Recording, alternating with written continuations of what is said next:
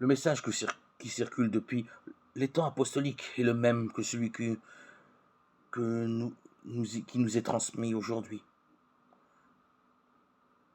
Exultez, serviteurs de Dieu, sonnez cette heure triomphale et la victoire d'un si grand roi.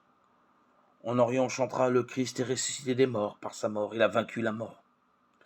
À ceux qui sont dans les tombeaux il a donné la vie.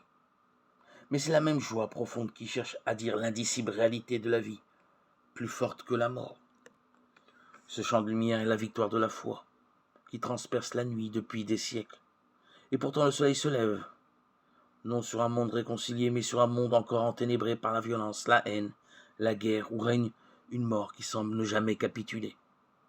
Comment chanter Christ ressuscité, quand près de nous se tient telle ou telle marque de la bête, chacun aussi marqué par la souffrance ou la douleur, d'avoir perdu un compagnon, d'avoir eu une épreuve difficile, d'avoir des problèmes de santé.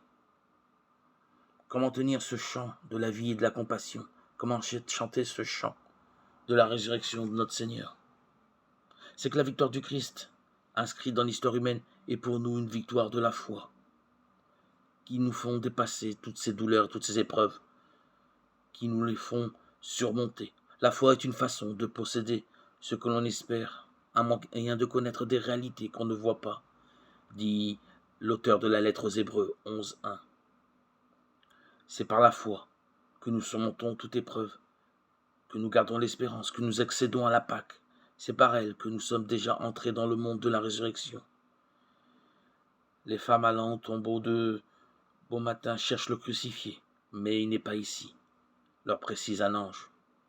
Il leur faut désormais découvrir la force du regard intérieur pour y rencontrer celui qui chemine sur chacun de nos chemins et rend notre cœur tout brûlant de sa présence.